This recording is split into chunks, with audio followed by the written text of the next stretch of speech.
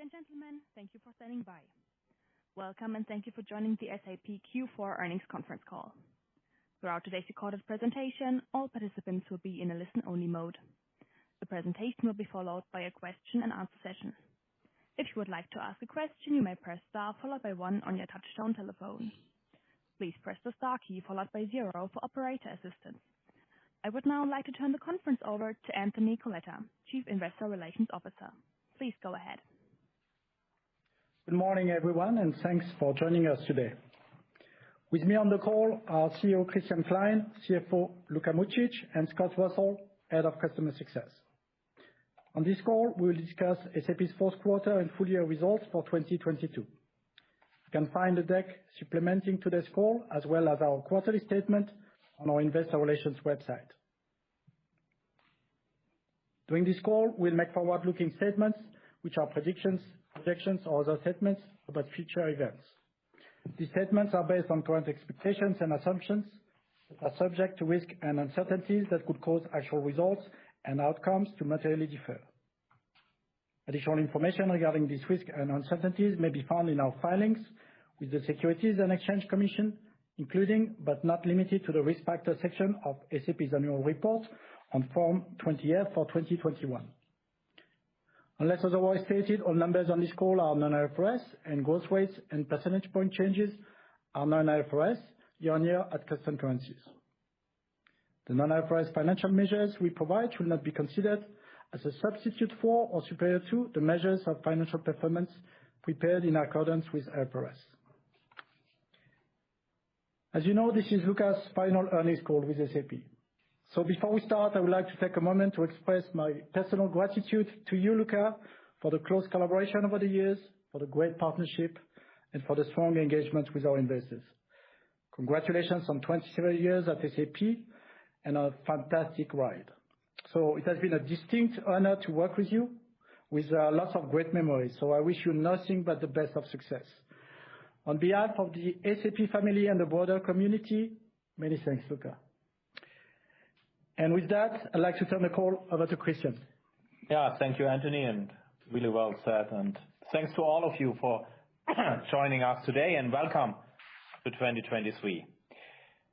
This has been a good Q4 and a very important year for SAP, bringing to a close a year of great momentum. Our results in Q4 show once again a strong demand for our products and services, reflecting the confidence and trust companies have in working with SAP.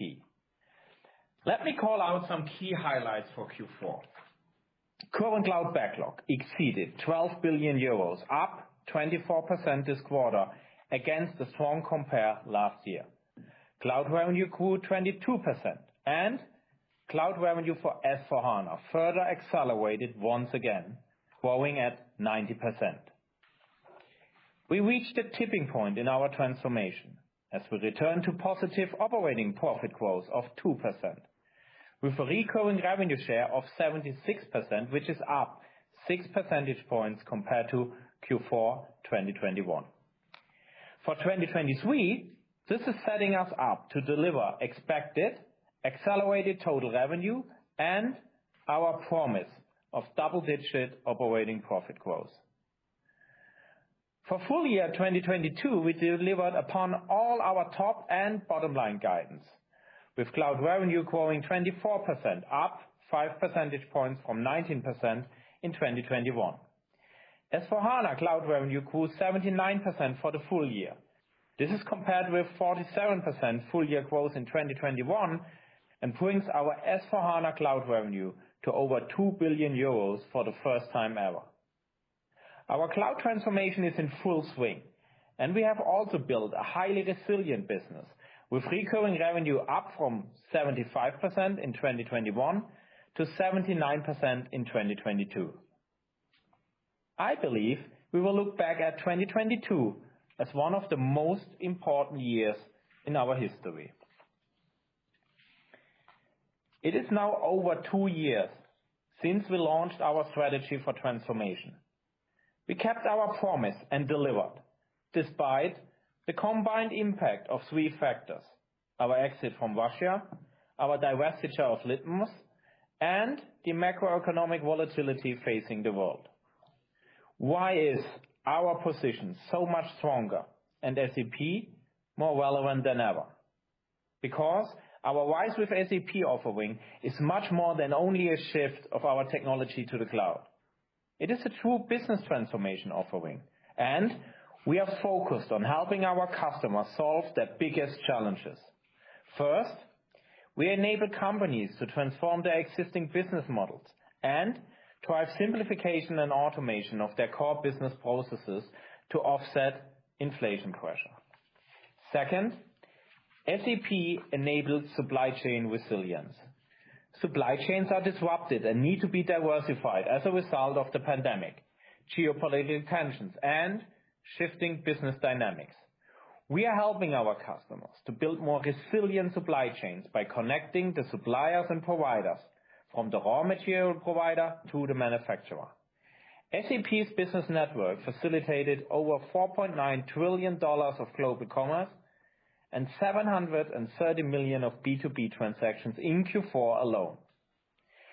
Third, we are delivering the Green Ledger for every industry and every customer to measure ESG based on actual instead of average data. Data that is fully auditable and based on industry-specific standards, with Scope 3 emission tracking across value chains via our network. And we will give our customers the ability to act by embedding sustainability into every business process and every company decision. RISE with SAP is at the heart of our strategy and is one of our most successful offerings ever. As stated, it is much more than a technical lift and shift to the cloud for our installed base. It is a true business transformation offering, and around 50% of our customers are net new customers to SAP. I'd like to walk you through some of our RISE with SAP Q4 wins. As part of Merck's long-term collaboration with SAP, they will be using SAP S/4HANA Cloud to help further digitize their business processes and make them more efficient, agile, and adaptable. This will enable them to react to disruptions and capitalize on business opportunities more quickly. Porsche, the German sports car manufacturer, has selected RISE with SAP to support their move to the cloud and maximize value through innovation and speed. PwC, one of the largest professional services networks in the world, significantly increased their user base for SAP S/4HANA Public Cloud. To support Lenovo's group Everything as a Service transformation strategy, a fundamental change of their business model, they will be moving their digital core to S/4HANA Cloud. Earlier this month, I had the pleasure of meeting with the leadership team of Al Futtaim Group from the United Arab Emirates. They operate across a number of sectors and will be embarking on a full digital transformation powered by RISE with SAP. We also announced a joint collaboration with ExxonMobil to establish and adopt industry best practices and help them with their sustainability efforts. Finally, we are very proud to announce that we signed a long-term strategic deal with BMW this week, based on RISE with SAP. We have been partners for more than 30 years, and their cloud strategy is based on SAP across all dimensions and all key end-to-end business processes. The SAP Business Technology Platform is the foundation behind RISE and our portfolio momentum.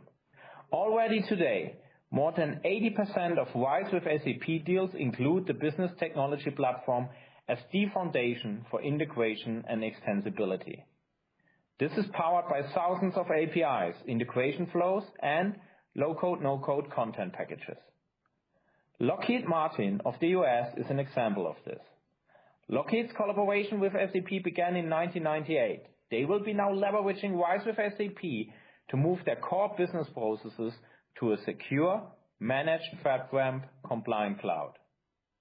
They will be using the SAP Business Technology Platform for emerging technology and the SAP Analytics Cloud to enhance their strategic data management.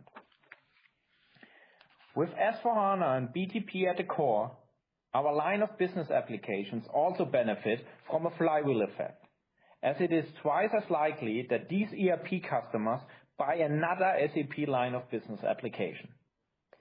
More than 30% of SAP's current customers use 2 or more SAP solutions, and we see this increasing through this flywheel effect created by the business technology platform. At the same time, coming out of a strong year, we will not rest as we continue to focus on our core strengths to increase both win rates and productivity. In previous quarters, we spoke with you about our continued focus to simplify and consolidate our portfolio with S/4HANA and BTP at the core. Our divestiture of Litmos in Q4 is an example of this. In 2023, we intend to sharpen this portfolio focus further. As we continue to build on our core strengths, we will be pivoting our CX and industry areas to be more focused on specific industries, complemented by a strong ecosystem.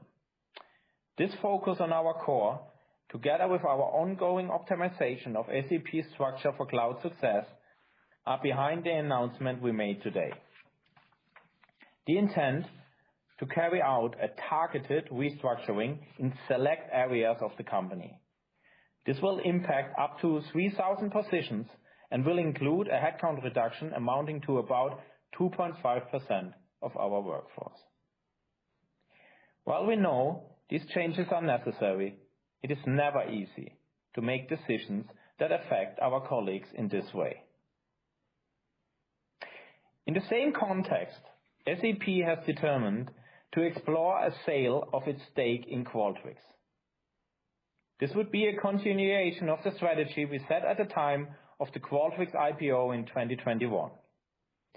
SAP believes that this potential transaction could unlock significant value for both companies.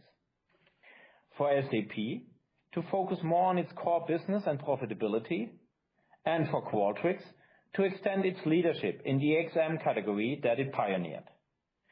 Since the acquisition, Qualtrics has increased revenue by 3.5x to $1.5 billion while delivering profitability, and has significantly expanded its offerings and enterprise customer adoption.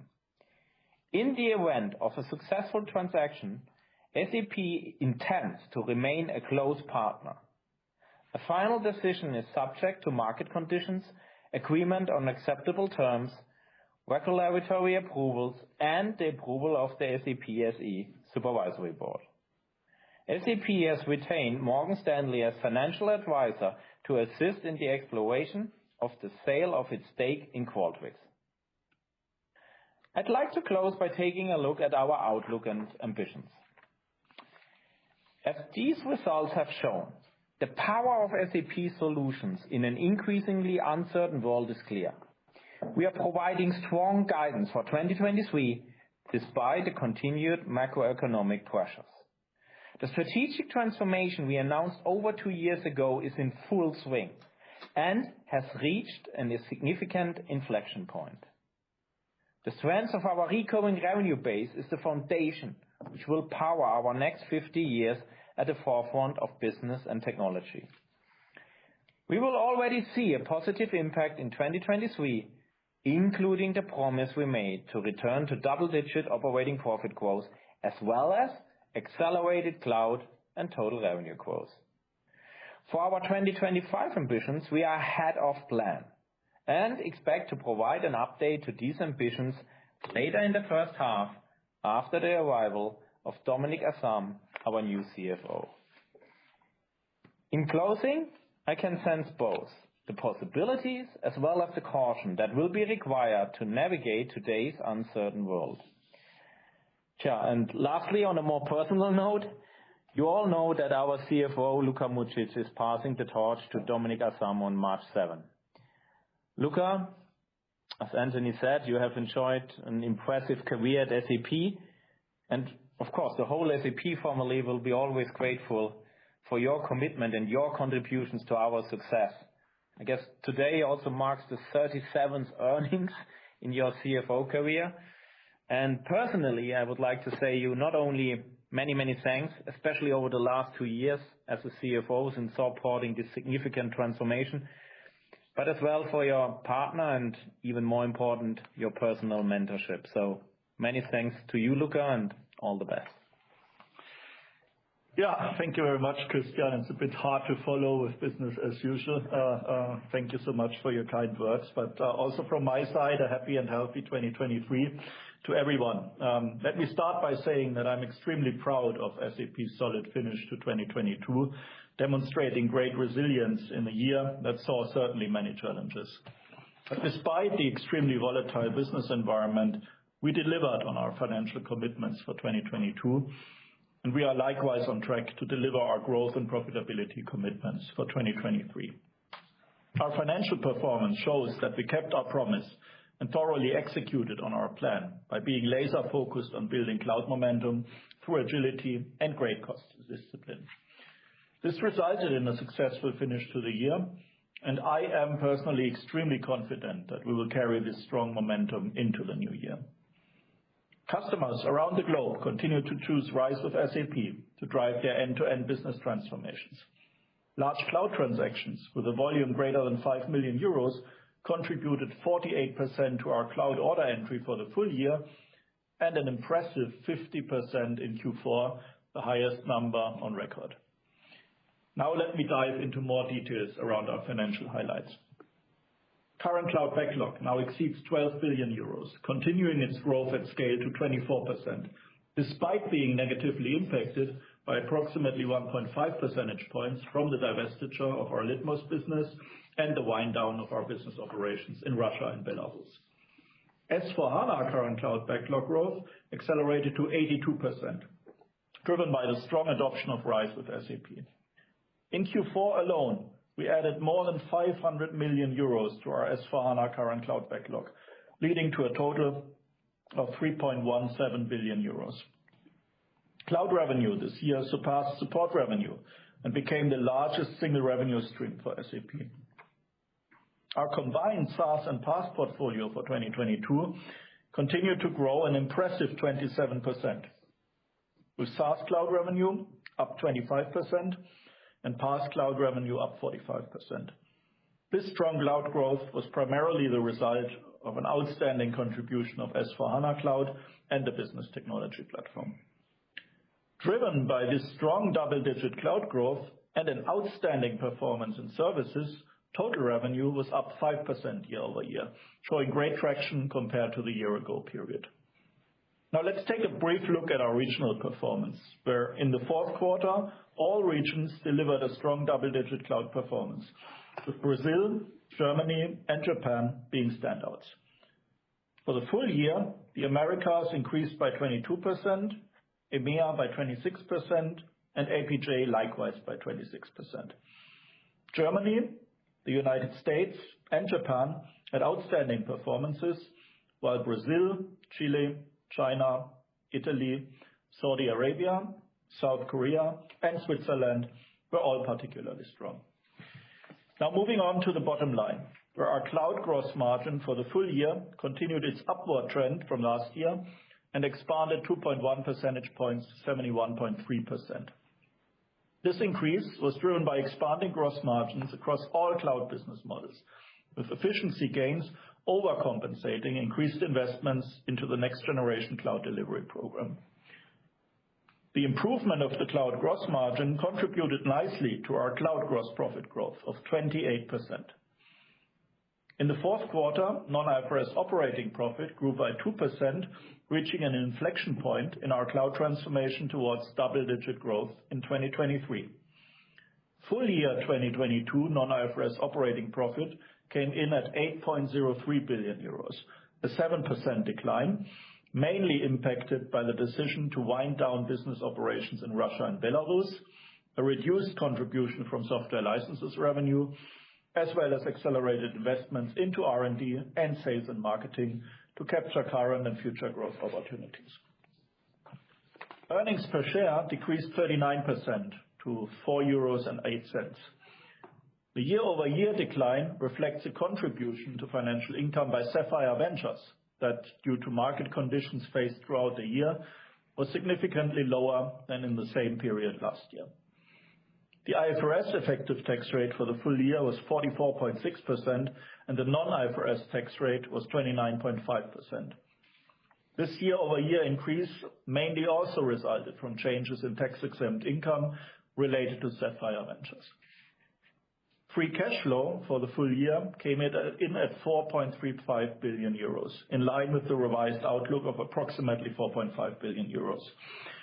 This is predominantly due to lower profitability and adverse working capital impacts in other assets. While tax payments developed positively, smaller negative impacts came from share-based payments as well as capital expenditures and leasing.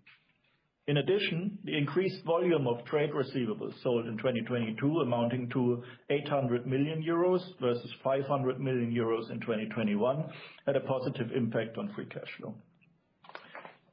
As you already heard from Christian, we will be initiating a targeted restructuring program this year with two main objectives. First, to focus our portfolio on our key strategic growth areas, and second, to improve overall process efficiency as we continue to accelerate our cloud transformation. We are highly confident in our short and midterm prospects. We see 2023 as another pivotal year that will help deliver on the accelerating top line and double-digit operating profit growth that is reflected in our outlook. Finally, let's discuss our non-financial targets. Our greenhouse gas emissions were 95 kilotons within our adjusted target range.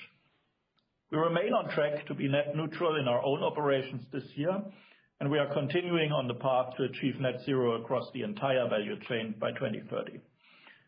Employee engagement index was down 3 percentage points. This decrease is in line with global industry trends and related to external factors such as the lasting impact of the pandemic and macroeconomic conditions. We achieved 35% of women in the overall workforce and 29.4% women in management. In November, we brought the latest release of SAP Sustainability Control Tower to market, which effectively shares and organizes ESG data so companies can more accurately and readily report their performance to various reporting requirements and frameworks. This enables companies to set targets, gain actionable insights into core processes, and create role-specific actions to improve sustainability performance. As many of you may know, I not only have a passion for the financials, but also for sustainability and non-financial metrics. It has been an honor to drive this topic together with my colleagues during my tenure. We have been a pioneer in integrated reporting, and it has been a privilege to have a role shaping this area. So, to summarize, 2022 was another strong year for SAP, highlighted by our cloud performance across all regions despite the macroeconomic environment.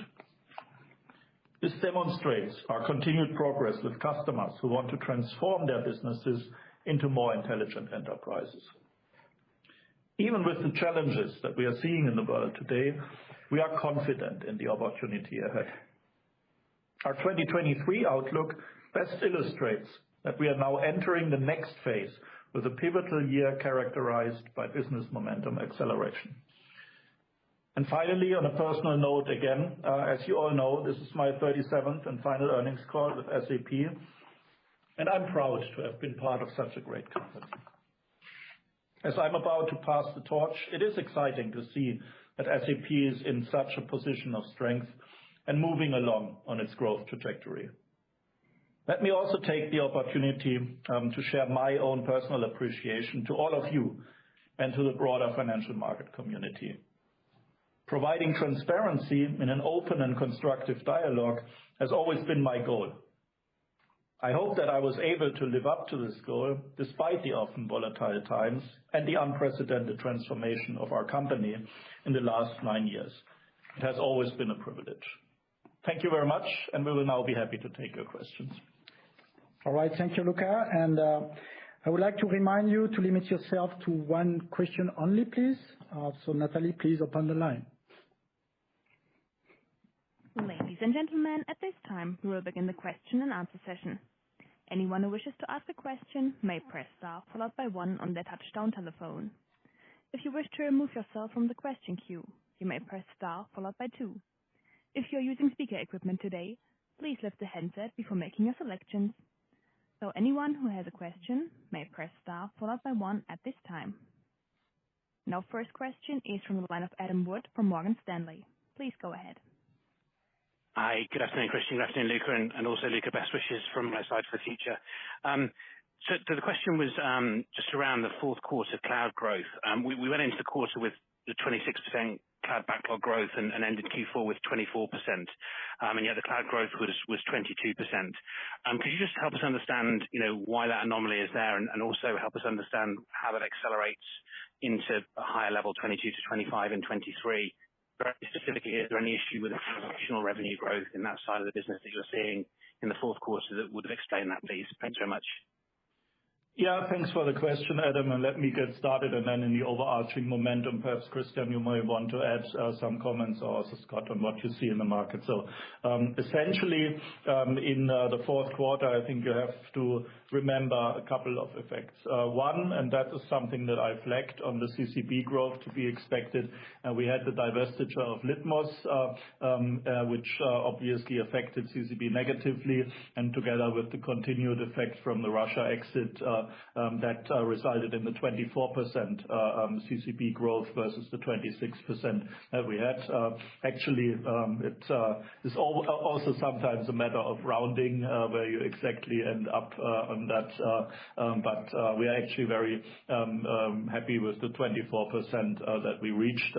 And I can also spend a few words then on how we expect this to unfold in 2023. But just to round this up, on the revenue front, you need to take into account that next to all of those impacts, of course, the divestiture of Litmos also meant that we lost some revenue due to the closure per early December. We had also the anniversary of the Clarabridge acquisition that Qualtrics had done in the fourth quarter a year prior, and that obviously then brought the year-over-year growth rates down a bit, together with all of the other effects. Transactional revenues were actually quite resilient, in particular in Concur. I have to say that business is back.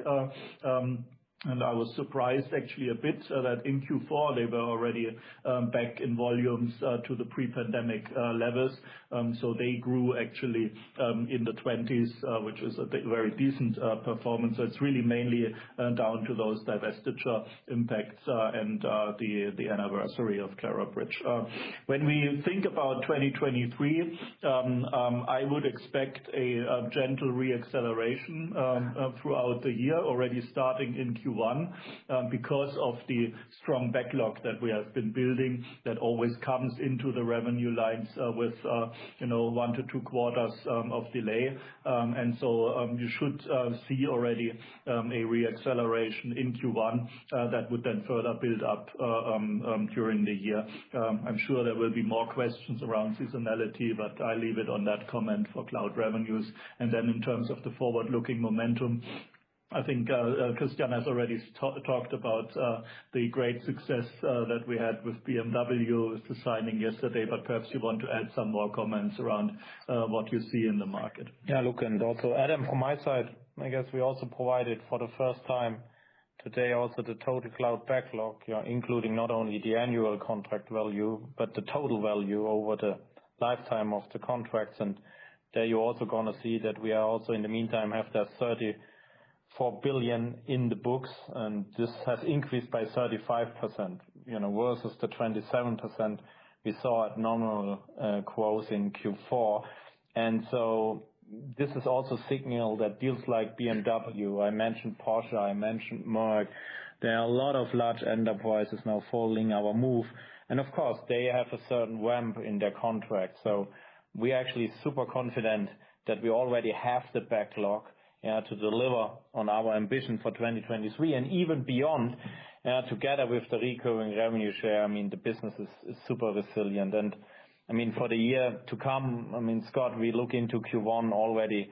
Luka already mentioned there will be a re-acceleration, and and the cloud, no matter if it's now on customers like BMW, where we are driving automation in manufacturing, in finance, where we working on analytics, or if we're working on the supply chains of this world to make them more resilient, or last but not least, if we are helping, customers like Exxon and others to measure ESG in a standardized way and act on circular and other sustainability capabilities, the pipeline is actually very strong, and we are as confident, as we have been last quarter. And, Luka mentioned the one-timers we had in Q4, especially in the cloud revenue.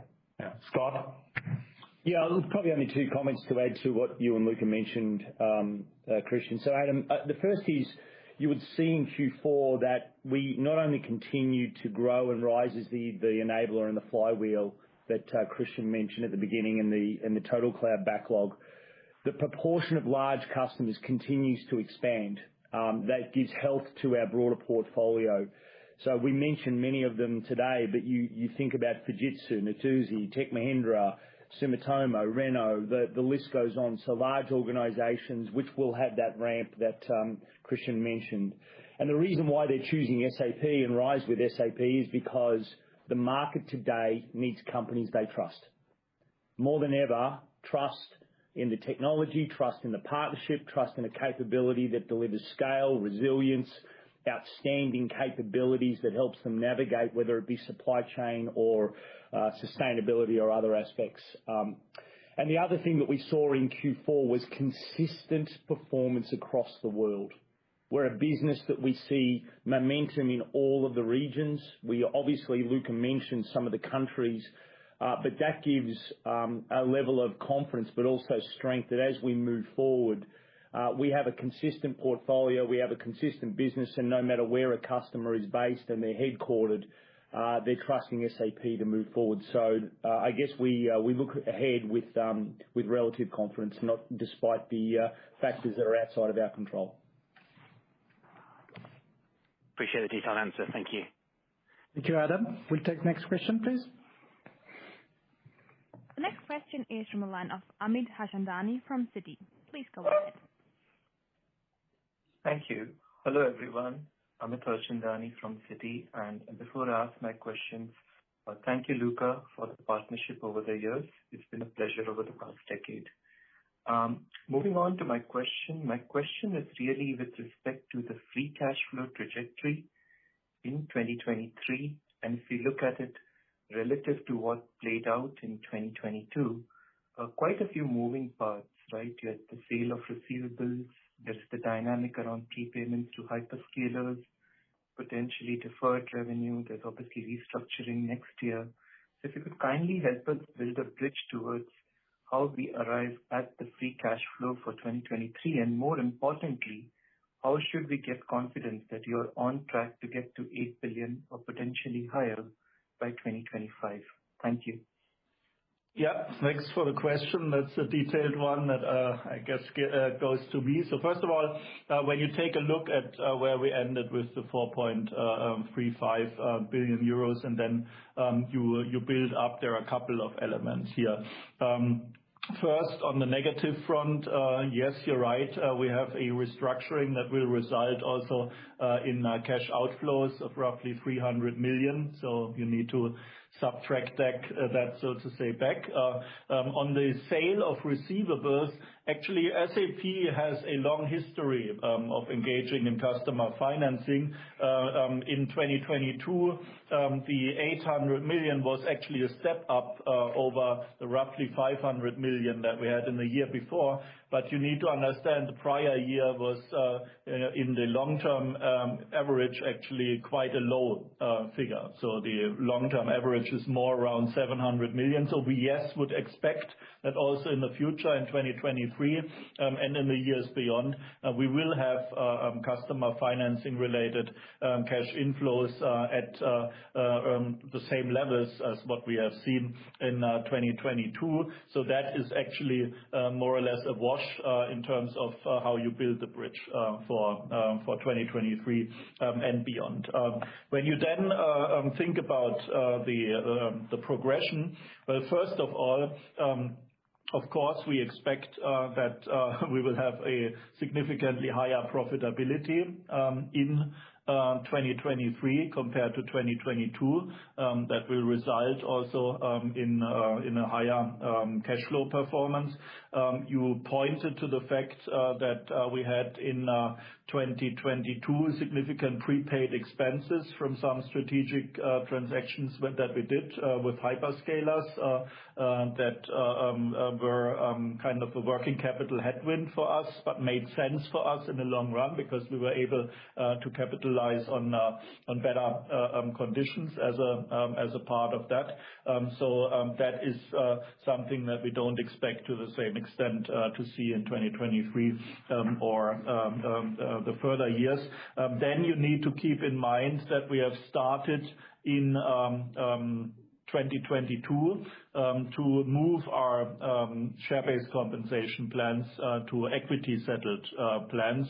Under the old plans, we had actually a 1-year vesting period and then essentially payouts on a rolling basis.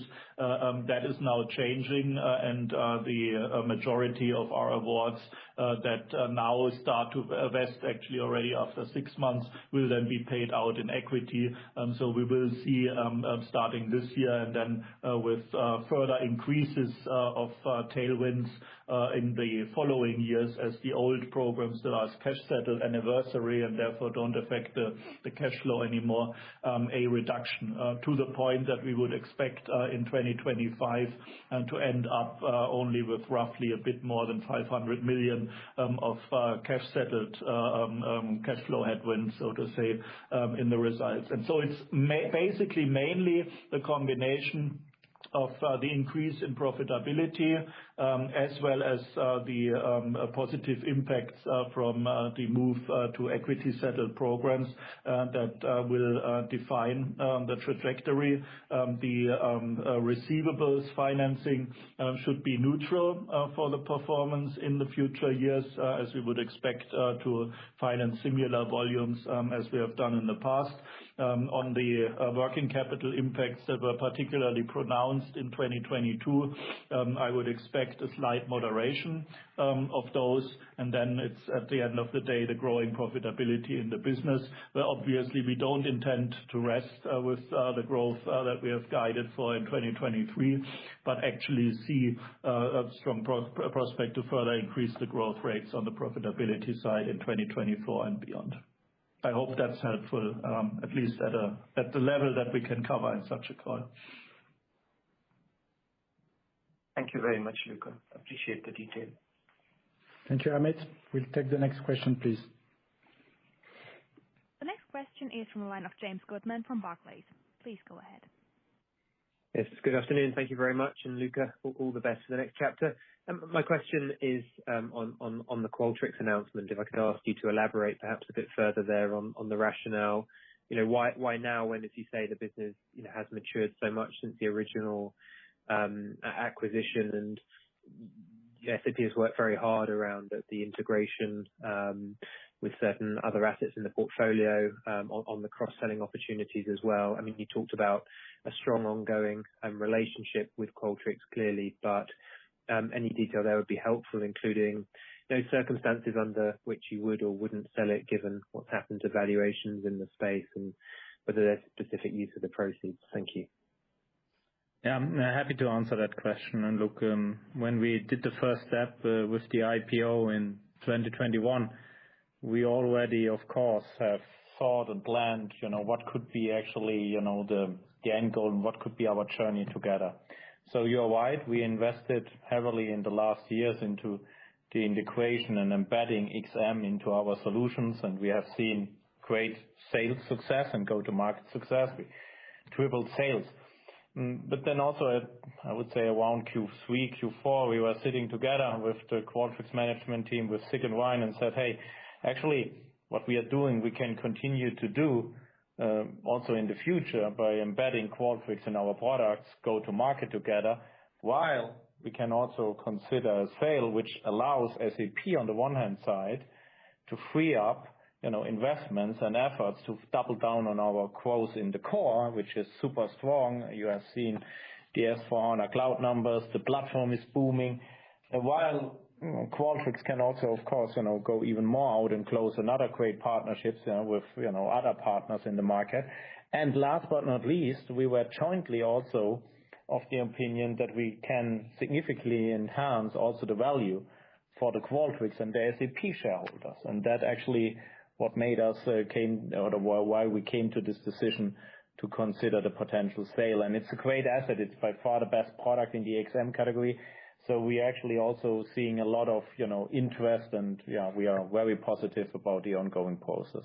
Yeah, and the process should also be straightforward because Qualtrics is really set up independently already since some time. They have a dedicated leadership team. They have a strong culture across the organization. So it's really straightforward. Does not require any carve-out efforts or anything like that. But perhaps to just add to the rationale, I think one financial reason that we are also taking seriously because we want to make sure we maximize value, as Christian has said, to the shareholders of both Qualtrics as well as SAP, is that we have seen in particular in the last year that while I think both Qualtrics and SAP make progress in the partnership and we drive good results. Also, Qualtrics, I think, had not only a decent performance in 2022, but is also now guiding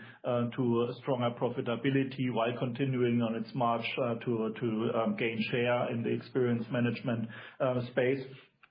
There is a certain level of overhang of the SAP majority share, and I believe that Qualtrics and SAP are not at the moment set up to optimally crystallize the value that is behind the company, and therefore exploring that sale could be a way to unlock more of this value to the benefit of the Qualtrics shareholders and SAP at the same time. But it means at the same time that we absolutely expect this value to crystallize in order to ultimately then consider to consummate a transaction. So we will absolutely prioritize getting optimal value for a premier pristine cloud company that Qualtrics is. And we will prioritize this over timing, and will certainly also be prepared to ultimately not consummate a transaction in the unlikely event that we would not generate the value that is fair for all stakeholders of Qualtrics, including also the SAP shareholders. And that's why we cannot at this point in time tell you with precision when this process would be over. We wanted to give you early insights and transparency around it, but that of course remains to be seen. And that means at the same time that also the use of proceeds is a question that is understandable, but perhaps a little bit premature. But to say it generally, of course, assuming that we are able to strike a deal at a strong valuation, we would have a range of options with any proceeds, which could range all the way from reinvestment in some interesting assets around our core that are closely associated with our strengths, all the way to enhanced capital returns to shareholders. We will determine this when we have greater visibility in the process, but it gives us great optionality, of course, to crystallize more value also for the SAP shareholders. Thank you. Thank you, Jane. Thank you very much. And we'll take the next question, please. The next question is from the line of Michael Briest from UBS. Please go ahead. Yes, thank you. Good afternoon. Luka, I couldn't let you get away without a question on cloud margins. Could you say a little bit about the convergence costs for 2022 and 2023, and how much of those went into the cost of sales rather than R&D? And then obviously you've now got several thousand customers on RISE. Do you have a better view on where cloud margins are going to mature to in the next few years, or certainly the end of this year as well, given that those investments were paid in the second half? Thank you.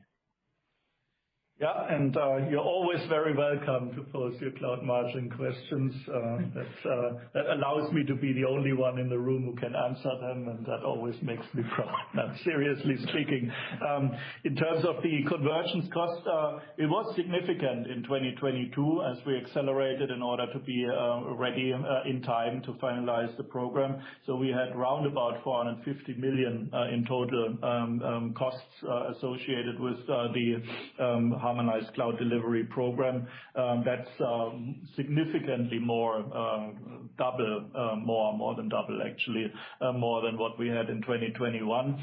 And approximately 200 million of those, with roughly 50 million per quarter, were actually spent on the cost of cloud line.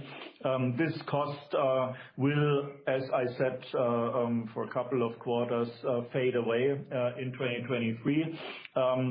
There will still be a portion around in the first half of 2023, but substantially smaller already than the run rate that we have seen in 2022. Can think roughly half of that run rate. And then, as we have now full visibility into the completion of the program, there's essentially only one line of business left with some data center migrations and then the final asset retirement. But that is absolutely certain now to happen on time. The second half year will be completely free of these cloud delivery harmonization related expenses. And therefore, in terms of the progression on the cloud margin front, you have seen that we had a decent progress already in 2022. More than 2 percentage points against this headwind is actually already a very good progress. I would not have entirely expected this, to be quite honest, to be the case already this year. For the first half year, I'm also confident that despite the remaining headwinds from the program, you will already see some further acceleration in the cloud margin in the first half year, and then obviously a more pronounced one in the second half year. I would not be surprised if we had an exit rate ultimately at the end of the year in the neighborhood of what we always soft guided for 2023, even a few years ago, without the S/4HANA private cloud search of around about 75% plus and minus. And again, the plus and minus is really the success in sales of S/4 in the private cloud deployment option in the first half year. Because especially as you start the build of those landscapes, of course, you have a small ramp, yet you have already a relatively high level of cost and setup cost for those landscapes. So that's the remaining uncertainty here, but certainly the exit rate will be significantly ahead of where we are currently. And then for 2025, it's basically unchanged from what I said at our Capital Markets Day. Assuming that RISE with SAP and S/4 Private Cloud remain as successful as they are today, and we have more and more customers of the likes of BMW moving their entire landscapes in massive contracts to the cloud with us. There is going to be an increasing headwind against the continued progress in the public cloud that we expect now, where I would say that all of our main assets will end up come 2025 above the 80% mark. But then again, with the dampening impact of the private cloud, we could end up a couple percentage points below the 80% mark. But if that was the case, then we would actually have at the same time a massive surge in cloud gross profit, which would be actually more than an offsetting help to guide us towards our profit ambition for 2025. So that's a nice problem to have, and rest assured that we will stay focused as we have been in the last 2 years of pulling all of the available levers in order to further improve our performance. To a certain extent, the development of prepaid expenses that you saw on the free cash flow side and that we discussed are also a means to set us up for a more efficient consumption of cloud infrastructure entitlements that will further help the cloud margin. And maybe just to prove, Luca, that also the CEO has some expertise in that subject. Michael, I mean, you should not expect, I mean, now the infrastructure is clean. It's a clear set of, on the one hand side, we have our own infrastructure, which is now completely harmonized. Yes, we have to do some work on the decommissioning. We have our hyperscaler strategy clear, set and done with a lot of failover and backup scenarios. So that's super modern and super resilient. But what we still do as part of our continuous efforts is we are working on further scale out capabilities of our database, which has significant impact on the TCO. Scott did some great work on putting, a higher incentives on price versus, volume, and that led to also a very, very good trend on keeping also our prices up and running. We are infusing the CPI clauses we announced in a very successful way. So both, from an engineering perspective as well as from a pricing perspective, I'm actually very confident that we're also going to see some good levels also in the years ahead. And no worry, also after Luca is not here anymore, there will be someone looking at this KPI very closely. So Christian, you have just proven that I have indeed been mentoring you very well. Congratulations. Thank you. Thank you. All the best, Luca. Thank you. Thanks, Michael. We will take the next question, please. The next question is from the line of Johannes Schaller from Deutsche Bank. Please go ahead. Yeah, thanks for taking my question. And also, Luca, thank you very much for the great collaboration over the last years. I may have missed that, but did you provide the cloud extension multiplier for the quarter? That's just a housekeeping item. And then I think it's very useful that you give the total cloud backlog number now. How should we think about the kind of average duration or average contract lifetime of that number, maybe? And then just on S/4HANA Cloud, I mean, that continues to grow really impressively despite, from a mathematical perspective, comps getting much tougher. So how should we think about that over the course of 2023 from a revenue and CCB perspective? Will that at one point normalize, or should we really be thinking about these great growth rates continuing? Thank you. Yeah, let me start with the more technical aspects here, in particular around the cloud extension policy. So when you look at the full year, actually, the multipliers continue to hover rather around the 3x than the 2x factor. However, you always have a seasonality in Q4 because you sign up the largest transactions that you have a slightly higher exposure. So for Q4, we had an extension factor of roughly 2.6 now, which still made it in total for the full year a 2.9 factor. So you see that this is substantially ahead. And I would also expect as we go into the next year that, in the first half, we will rather have higher multipliers. And then as we sign up the very large deals, then it might moderate a bit. But this continues to show the same behavior as we have seen actually since we launched RISE, and you can see it also in the resilience of our support revenues. I mean, with those heavy software license declines having actually only a flat support revenue development for the year is actually very resilient. In absolute numbers, we had roughly 200 million euros of support revenues that changed sides to the cloud line, so to say, over the entire business year. So this is very resilient. In terms of the total cloud backlog, I'm happy that you find it useful, and indeed, I think it follows the kind of verbal comments that we had already on the past earnings calls, that we have seen the total order entry actually moving with even greater speed and pace in terms of growth than the annualized performance or the current cloud backlog for that matter. It's a figure that we are currently prepared to produce on an annual basis. So we'll provide an update at the end of next business year as well. And in the meantime, we'll also provide color commentary on what we are seeing. But I would expect this trend to continue for a while, in particular as long as our upgrade cycle of customers to S4 and in the cloud is in full swing, which certainly will be the case for the next 3-4 years, because there you have then those large contracts with more significant ramps. Perhaps as a last case in point that we did not discuss yet, also the average contract duration at SAP in the cloud is up.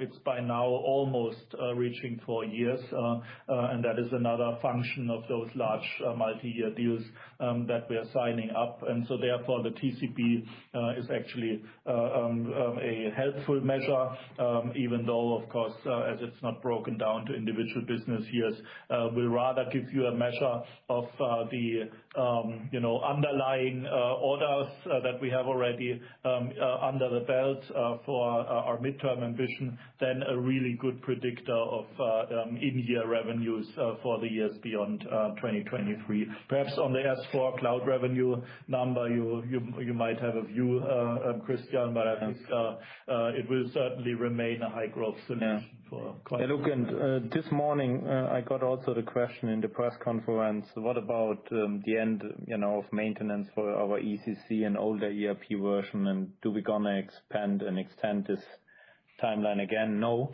we are not going to extend that, because we actually giving customers already a lot of choice to move with us to S4HANA.